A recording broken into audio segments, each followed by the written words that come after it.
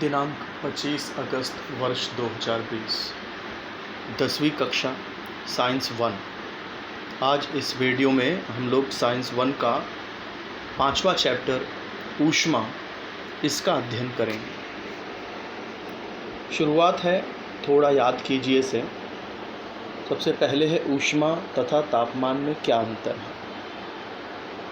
तो देखिए, सबसे पहला अंतर तो ये है कि ऊष्मा ऊर्जा का एक प्रकार है, जबकि तापमान पिंड की गर्माहट या ठंडापन के परिमाण को मापने की एक राशि है। तापमान एक राशि है और ऊष्मा ऊर्जा का एक प्रकार है। पहला अंतर हो गया। दूसरा अंतर है कि ऊष्मा किसे कहते हैं और तापमान किसे कहते हैं।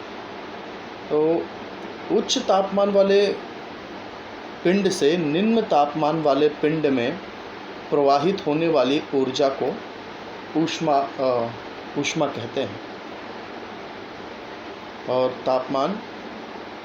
तापमान ऊर्जा संवहन की दिशा व्यक्त करता है, यानी किस दिशा में ऊर्जा का स्थानांतरण हुआ है, उस दिशा का पता तापमान द्वारा ज्ञात किया जाता है।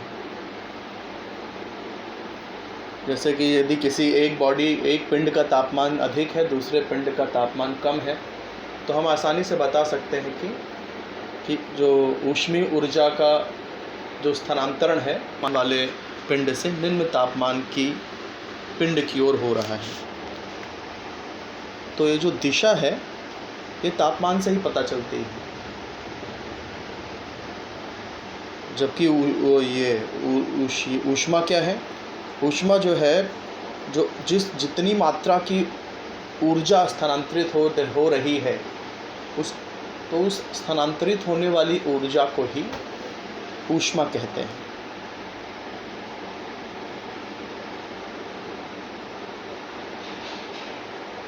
अब आइए आगे चलते हैं। ये एक प्रयोग दिया है गुप्त ऊष्मा को समझने के लिए। यद्यपि ये एग्ज़ाम में तो ओमिट किया गया है, परीक्षा में नहीं पूछा जाएगा ये प्रयोग इस वर्ष, केवल वर्ष 2020 और 21 में, लेकिन फिर भी इसकी चर्चा करेंगे गुप्त ऊष्मा को समझने के लिए। इसमें क्या है कि एक बीकर है, इसमें बर्फ़ के टुकड़े लिए गए हैं। ये एक बीकर है, इसमें बर्फ़ के टुकड़े हैं। फिर इस बीकर में एक तापमापी व्यवस्थित किया गया है स्टैंड की सहायता से, और इस बर्फ़ को गर्म किया जा रहा है। तापमापी में तापमान नोट किया जाएगा। तो इतना तो पक्का है कि शुरुआत में तापमान 0 डिग्री सेल्सियस ही दिखाएगा, क्योंकि बर्फ़ का तापमान 0 डिग्री सेल्सियस ही होता है। और उसके बाद आपको धीरे धीरे हमें यहाँ पर तापमान नोट करते जाना है। जैसे यहाँ पर देखिए, ग्राफ बनाया गया है, यहाँ मिनट में दिया गया है। हर 2-2 मिनट के बाद तापमान नोट किया गया है। 2 minute, 4 minute, 6 minute, 8 minute, 10 minute. तो आप देखेंगे यहाँ पर लगभग 4 मिनट तक जो तापमान है वो 0 ही है। देखिए, ये लाइन 0 डिग्री सेल्सियस है, तो इससे थोड़ा ऊपर गए तो 10 डिग्री सेल्सियस, और ऊपर गए तो 20, फिर 30, फिर इस तरह से 10-10 सेंटीग्रेड सेल्सियस यहाँ पे बढ़ रहा है।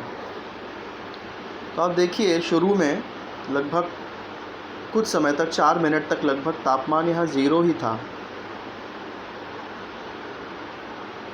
यद्यपि हम गर्म कर रहे थे, ऊष्मा हम दे रहे थे बर्फ़ को, लेकिन ऊष्मा देने के बावजूद भी तापमान यहाँ स्थिर था, बढ़ नहीं रहा था, 0 डिग्री ही था। क्योंकि जब तक पूरी बर्फ़ पिघल नहीं जाती तब तक तापमान बढ़ता नहीं है। क्यों नहीं बढ़ता है? क्योंकि देखिए, हम जो ऊष्मा दे रहे हैं वो एक ऊर्जा है। ऊर्जा किस लिए यूज़ होती है? कार्य करने के लिए यूज़ होती है। और यहाँ पर ऊर्जा एक बार में एक ही काम करती है। या तो वो तापमान बढ़ाएगी, या तो वो पदार्थ की अवस्था को परिवर्तित करेगी।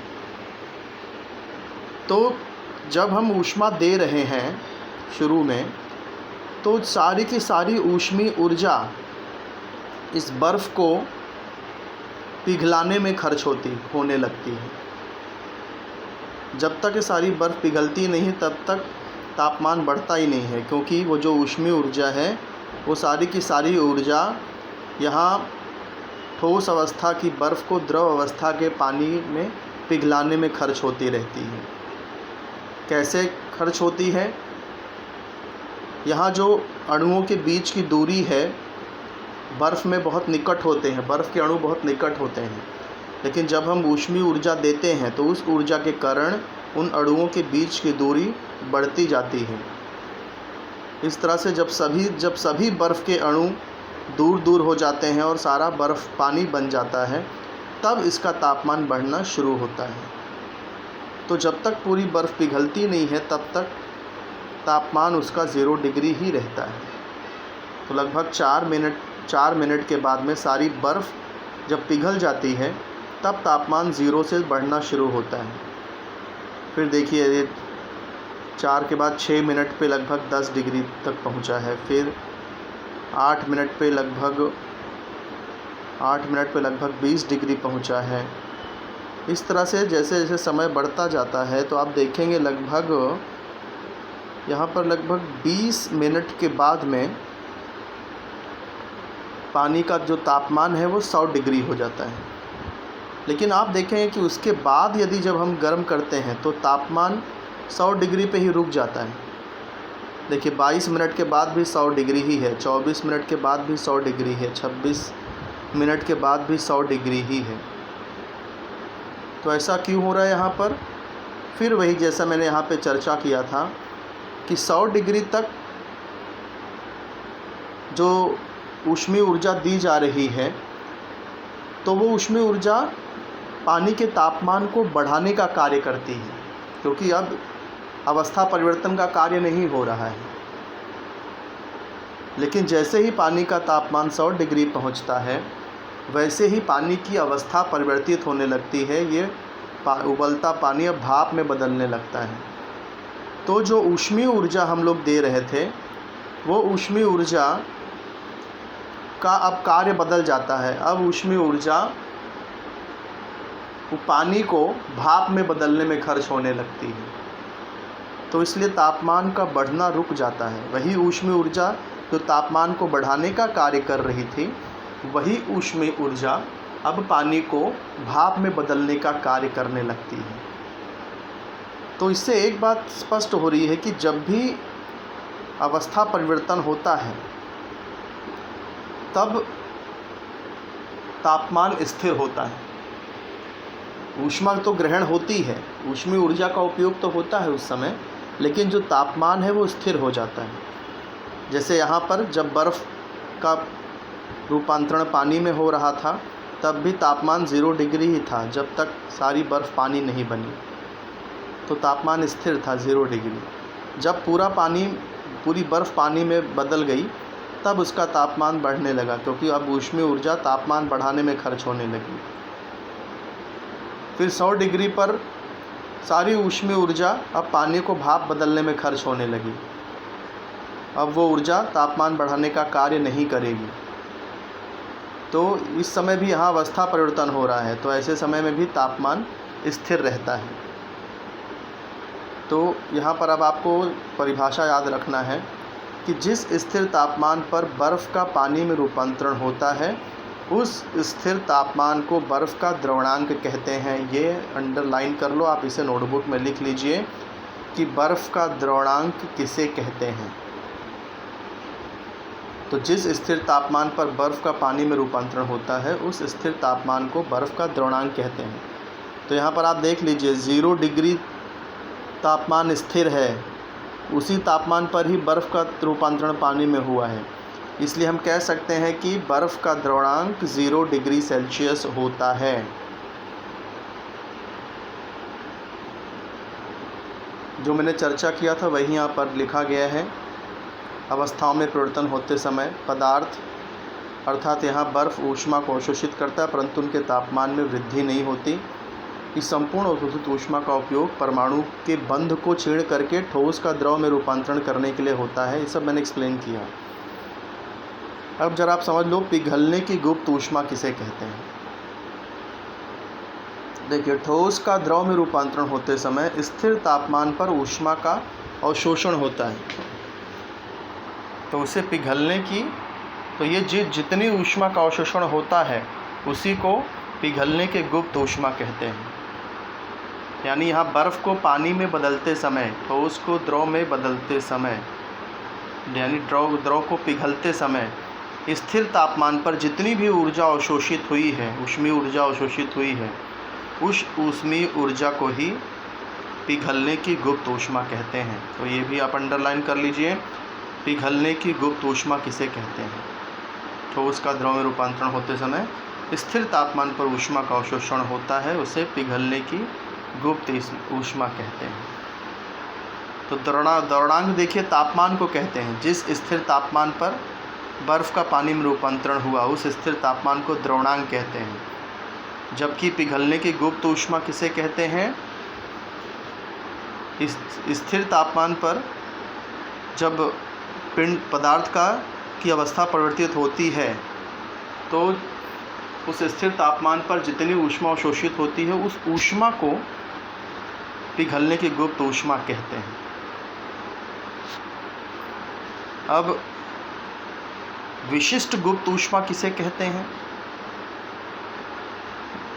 यदि जो ठोस पदार्थ है, जैसे हमने यहाँ बर्फ़ लिया था, वो ठोस पदार्थ यदि उसका द्रव्यमान एक हो, इकाई द्रव्यमान हो, जैसे 1 ग्राम हो या 1 किलोग्राम हो, तो इकाई द्रव्यमान वाला कोई ठोस हो तो उसको पूरी तरह से द्रव में परिवर्तित होते समय स्थिर तापमान पर जितनी ऊष्मा का अवशोषण होता है ऐसी ऊष्मा को पिघलने की विशिष्ट गुप्त ऊष्मा कहते हैं। तो सिर्फ एक ही फ़र्क है यहाँ पर पिघलने की गुप्त ऊष्मा और विशिष्ट गुप्त ऊष्मा में। सिर्फ यदि ये जो ठोस पदार्थ है ये अगर आपने इकाई द्रव्यमान ले लिया है तब जो ऊष्मा अवशोषित होगी स्थिर तापमान पर उसे ही पिघलने की विशिष्ट गुप्त ऊष्मा कहते हैं। Specific latent heat of melting उसे कहा जाता है। अब इसका जो मैंने चर्चा किया था वही यहाँ पर लिखा गया है। देखिए, बर्फ़ का पानी में रूपांतरण होने के पश्चात तापमान में वृद्धि होती है। जब तक पूरी तरह बर्फ़ पिघल नहीं जाती तापमान 0 डिग्री रहता है, लेकिन जैसे ही पूरी बर्फ़ पानी में पिघल जाती, पानी बन जाती है, तब तापमान बढ़ने लगता है। कब तक बढ़ता है? 100 डिग्री तक बढ़ता है। तो ये जो रेख ये जो रेख BC है ये क्या दर्शाता है? ये बढ़ता हुआ तापमान दर्शाता है। तो रेख BC यह पानी के तापमान 0 से 100 डिग्री की वृद्धि दर्शाता है। उसके बाद ऊष्मा देकर पानी के तापमान में वृद्धि नहीं होती। क्यों नहीं होती? क्योंकि इस तापमान पर अवशोषित जो ऊष्मा है वो तापमान बढ़ाने के लिए खर्च नहीं होती। वो किस लिए खर्च होती है? वो खर्च होती है द्रव के अणुओं के बीच की दूरी बढ़ाने में।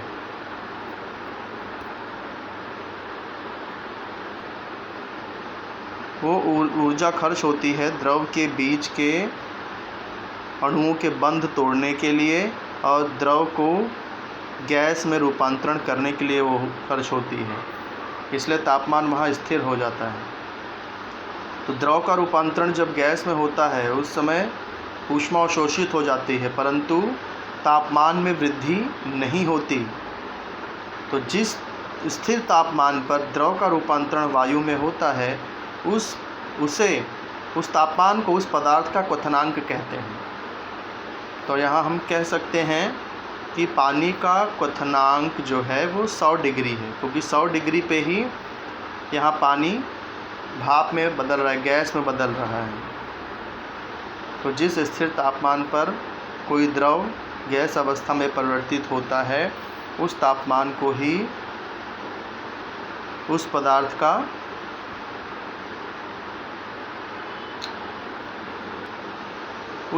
का क्वथनांक कहते हैं।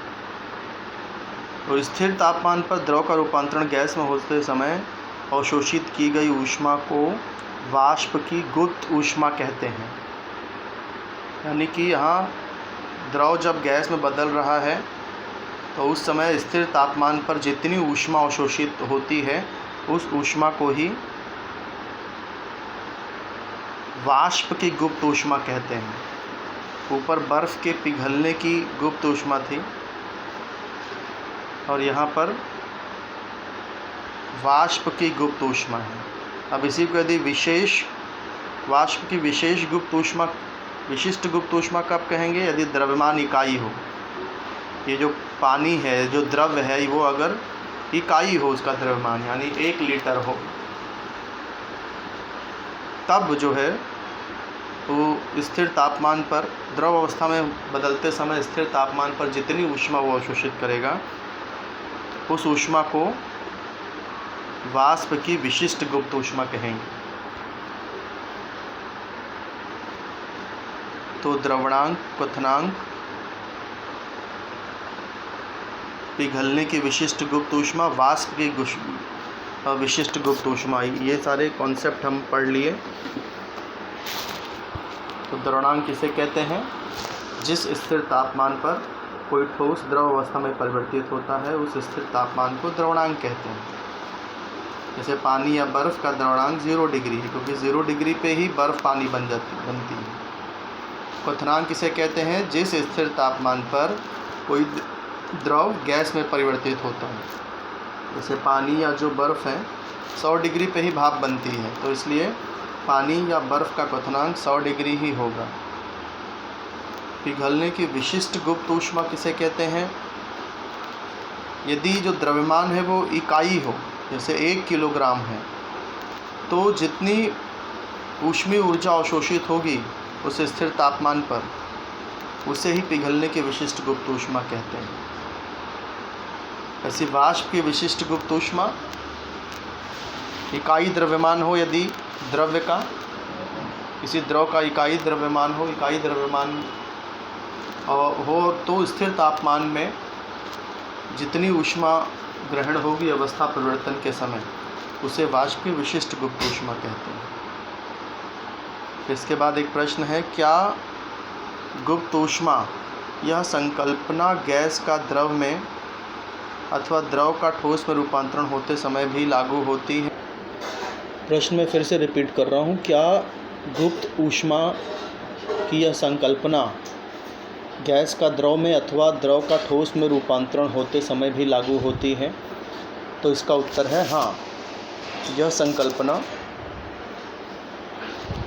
गैस का द्रव में अथवा द्रव का ठोस में रूपांतरण होते समय भी लागू होती है।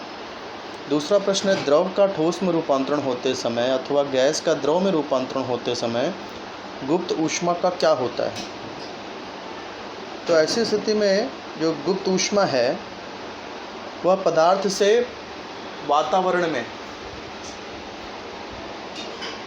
की ओर मुक्त हो जाती है, पिंड से इसके आसपास के वातावरण में मुक्त हो जाती है इसकी जो गुप्त ऊष्मा है। तो आज के वीडियो में इतना ही। अगला टॉपिक हम लोग नेक्स्ट वीडियो में करेंगे और इस वीडियो से संबंधित जो प्रश्न हैं उसको मैं डिस्क्रिप्शन बॉक्स में भी दे दूंगा, अलग से ग्रुप में भी भेज दूंगा। आप लोग अच्छी तरह से समझ करके उसका उत्तर लिख के ग्रुप में शेयर करिए। कहीं कोई डाउट हो, कोई बात ना समझ में आ रही हो तो आप निसंकोच कमेंट बॉक्स में या डायरेक्ट मुझसे संपर्क करके उसे क्लियर कर सकते हैं। मैं आपकी पूरी हेल्प करूँगा। धन्यवाद।